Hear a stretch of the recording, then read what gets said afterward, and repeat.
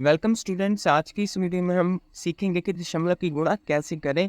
तो चलिए शुरू करते हैं वीडियो को। तो सबसे पहले हमें गुणा किसको करना है, 456.2 को 3.5 से गुणा करना है। तो यहाँ लिख लेंगे, पहली संख्या लिख लो, यहाँ दूसरी संख्या लिखनी। अब जो सबसे पहली जो स्टेप है गुणा करने का वो क्या है, हमें इन दोनों संख्याओं को साधारण गुणा करना है। ठीक है, तो 5 दूनी 10। ठीक है, एक यहाँ हासिल में आएगा तो 5 के 30, 30 और 31, 31 का एक नीचे और 3 यहाँ पे हासिल में चला गया।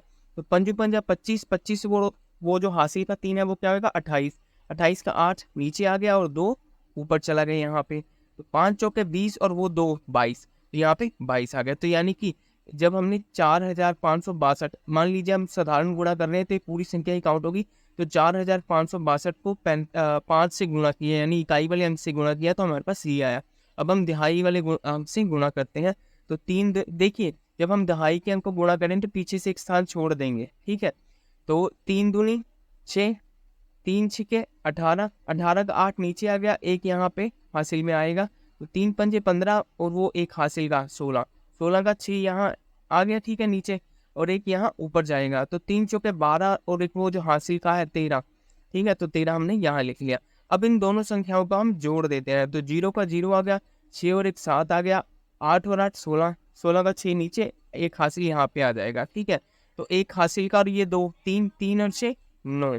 ठीक है, 2 और 3 5, एक का एक उतर गया, यानी हमारे पास आया, ये आंसर आ गया। ठीक है, अब हमने क्या करना है, दशमलव कहाँ पे लगाना है।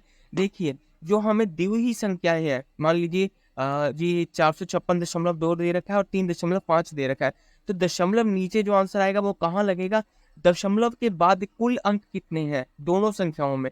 अब मान लीजिए दशमलव के बाद पहली संख्या में एक अंक है और इसी तरह दशमलव के बाद दूसरी संख्या में भी एक अंक है। एक और एक कितने अंक हो गए, 2। तो पीछे से 2 अंक छोड़ के हमें दशमलव लगा देना है, जो भी हमारा आंसर आएगा। तो इस तरह से हम दशमलव की गुणा करते हैं।